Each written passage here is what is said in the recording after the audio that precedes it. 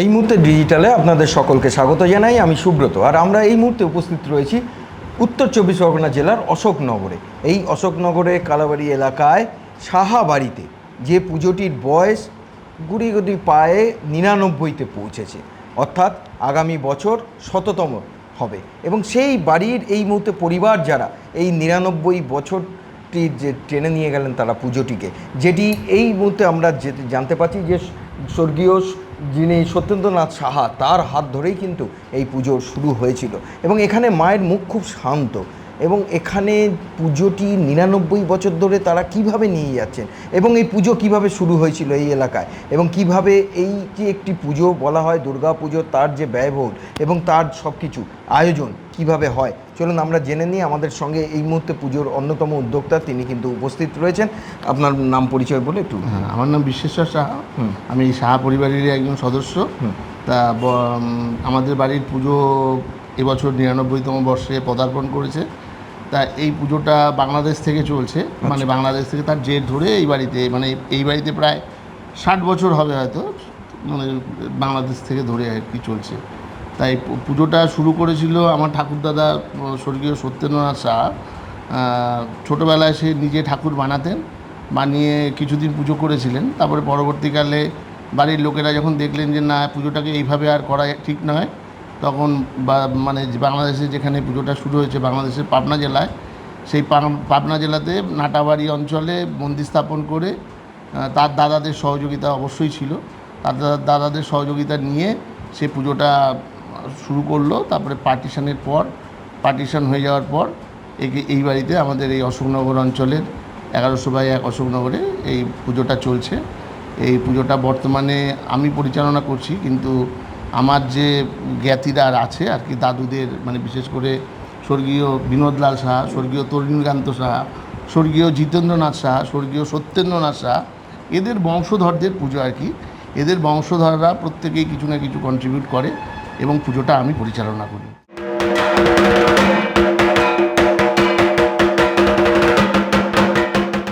বৈশিষ্ট্য হচ্ছে মায়ের বাঁদিকে আমাদের দেখবেন, খেয়াল করবেন যে গণেশ রয়েছে, যেটা সাধারণত গণেশ ডান দিকে থাকে, আর ডান দিকে থাকে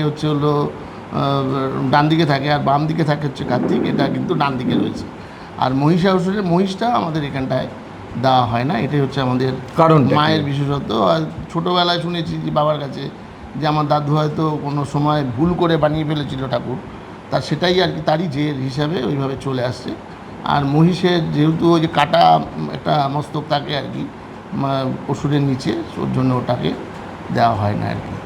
আচ্ছা, এই আপনারা কি ভোগের ব্যবস্থা করেন? আমাদের এখানে মায়ের যে মূল ভোগ, সেই মূল ভোগটা হচ্ছে পায়েস আর ঘিয়ে ভাজা লুচি আর কি। এটাই হচ্ছে ষষ্ঠী থেকে একদম সপ্তমী, অষ্টমী, নবমী, দশমী পর্যন্ত দেওয়া হয়। এবং তার সাথে নাড়ু, মুরকি, বিভিন্ন ধরনের নাড়ু তৈরি হয়, এই দিয়ে মায়ের ভোগ দেওয়া হয় আর কি।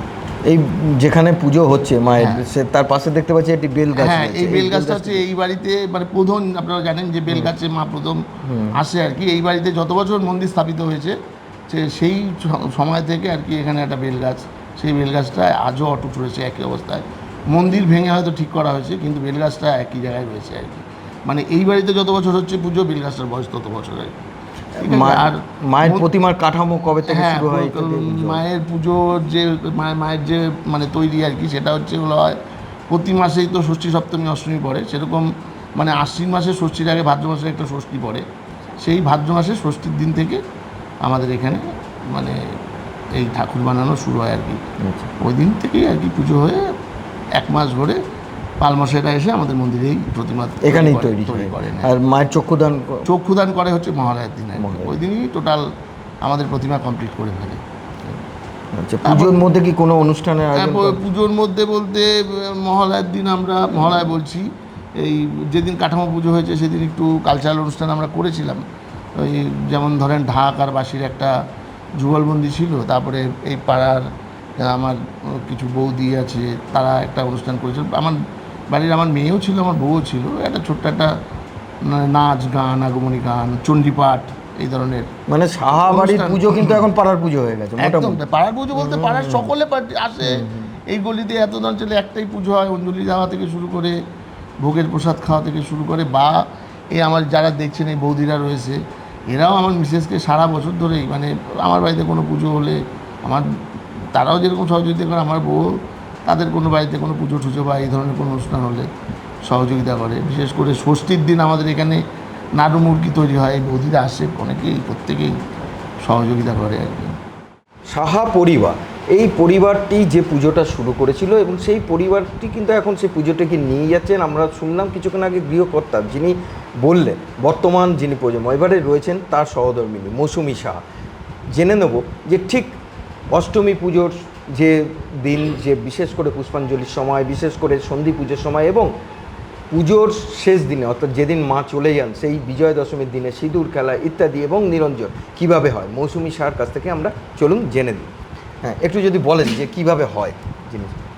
হ্যাঁ, ষষ্ঠীর দিন যেমন আমাদের নাড়ু মুরগি এই সমস্ত আমরা বাড়িতেই নিজেরা তৈরি করি, তার সঙ্গে আমার পাড়া প্রতিবেশী যারা আছে তারাও যথেষ্ট হেল্প করে। তো এইভাবে ষষ্ঠীর দিন মায়ের আমন্ত্রণ অধিবাস সেইটা শুরু হয়। তারপরে সপ্তমী পুজো যেমন ভাবে হয় সেটা হয় সেইভাবেই। আর অষ্টমীর দিন যেটা হয় সন্ধি পূজা বা অষ্টমী পূজার 108টা যেমন ভোগ, মানে চাল কলা দিয়ে যে নৈবেদ্য হয় ওটা করা হয়। তারপরে 108টা প্রদীপ জ্বালানো হয়, সেটা সন্ধি পূজাতেই করা হয়। তারপরে অঞ্জলি, এইগুলো 108টা পদ্ম ওইভাবে এখন আর করে ওঠা যায় না, তো ওই যে কটা সম্ভব হয় সে কটা দিয়েই মায়ের সামনে ওটা রাখা চেষ্টা করা হয় আর কি। আমি জানতে চাই এবারে যে সিঁদুর খেলার দিনটা যেদিন মা চলে যাচ্ছে, হ্যাঁ, কৈলাসে ফিরে। দশমীর দিন মনটা ভারাক্রান্ত হয়েই যায় মায়ের যাওয়ার জন্য। তাও দশমীর পর, পুজোর পর যে সিঁদুর খেলাটা, সেটা মানে খুবই আনন্দ হয়। মানে পাড়ার সবাই মিলে যেভাবে আমরা সিঁদুর খেলি, ওটা একটা মানে ভাষায় প্রকাশ করা যাবে না ওই আনন্দর। সারা বছর অপেক্ষায় থাকে যে কবে দশমী আসবে আর কবে আমরা সিঁদুর খেলবো। একদমই তাই, ওই দিনটার জন্য। তারপরে কিভাবে নিরঞ্জন হয়? হ্যাঁ, তো আমাদের আগে বাড়ির পাশেই একটা পুকুর ছিল, সেখানেই মাকে নিরঞ্জন করা হতো, কিন্তু এখন নানান অসুবিধার জন্য এখন আর এই বছর হয়তো সেটা সম্ভব হবে না। ঘোড়ার গাড়িতে করে মাকে নিরঞ্জন করা হতো, তো এখন তো আর সেসব হয় না, তো ওই ইঞ্জিন ভ্যান এই সমস্ত কিছুতেই মাকে নিয়ে যাওয়া হয়।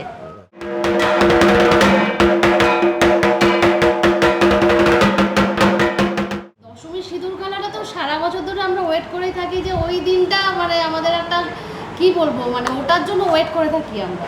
আচ্ছা, যে এত আনন্দ করি আমরা, সিঁদুর খেলার নাচ হয়, আমরা সবাই মিলে, সব বউরা, পাড়ার বউরা সবাই নাচ গান করি, খুব আনন্দে কাটাই। আচ্ছা আচ্ছা। আর দশমী ওই হয়ে যায় যখন বরণটা, তখন খুব খারাপ লাগে যখন মা বেরিয়ে যায়। খুব আনন্দে কাটে, মানে আড্ডা হই হুল্লোড়, খুব আনন্দে কাটাই। নিজেদের মতোই হয়ে গেছে আর কি পুরো আমাদের ব্যাপারটা। পাড়া প্রতিবেশী আর মনে হয় না, এখানে এসে নিজেদের মতনই পুরো মনে হয় আমাদের, আর খুব আনন্দে থাকি আমরা 4টে দিন। আচ্ছা, মানে 4টে দিন বাড়ির হেসেল বন্ধ, এখানেই ঠিক আছে নাকি? অনেকটা তাই। আর এখানে পুরো নিজেদের মতনই পুরো মনে হয়, যে মনে হয় না যে অন্য কারো বাড়িতে, প্রতিবেশী বাড়িতে রয়েছি। একদম পরিবেশটা আমাদের সেরকম, আর আমরা তো খুব ক্লোজ ফ্রেন্ড, সব আমরা নিজেরা মিলেই করি আর কি। সবকিছু আলাদাই এখানটা আর কি, পুরো নিজস্ব পুরো মনে হয়। এবং সামনের বছর 100 বাবা, এটা নিয়ে তো খুব এক্সাইটেড। খুবই আনন্দের হয়, খুব আনন্দ হয় বরণ খেলাতে। 99 থেকে শুরু হয়েছে, মানে কাঠামো পুজোর দিন ছোটখাটো একটা হয়েছে। এবার আমাদের বিজয় সম্মেলনের একটা চিন্তা ভাবনা চলছে, আর এটা হওয়ার পরে 100 বছরের জন্য বিজয়ের এখন থেকেই তো সেখানে আমরা নিজেদের মতো করেই চিন্তা করি, এবং ওদের বলারও প্রয়োজন মনে করি না যে আমরা যে অনুষ্ঠানটা করবো তোমাদের পারমিশন দরকার। আমরা নিজেদের মতোই ভাবনা চিন্তা করি, সেভাবেই ভেবেছি, আর ওরা আমাদের সেভাবেই আপন ভেবেছে বলেই আমরা এভাবে আসতে পারি। ওদের বাড়ি সারা বছর যে কোনো পুজোতে, ওদের বাড়ি কেন, আমাদের এখানে আমরা যে আছি মানে আশেপাশে, আমরা এইভাবেই সারা বছরই আনন্দে কাটাই। যার বাড়িতে যেই অনুষ্ঠান হয় না কেন, সেখানেই আমরা এইভাবেই ইনভলভ থাকি। আর দুর্গাপুজো দাঁড়িয়ে চার দিন তাই ধরে টানা একটা বিশাল ব্যাপার। বড় একটা অনুষ্ঠান।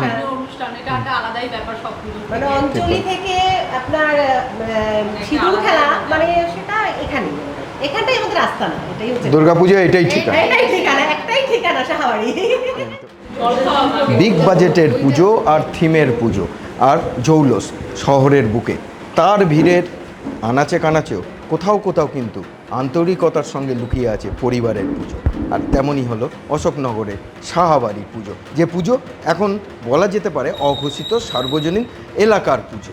ক্যামেরা ইন্দ্রজিৎ রায়ের সঙ্গে সুব্রত রায়, অশোকনগর, উত্তর 24 পরগনা।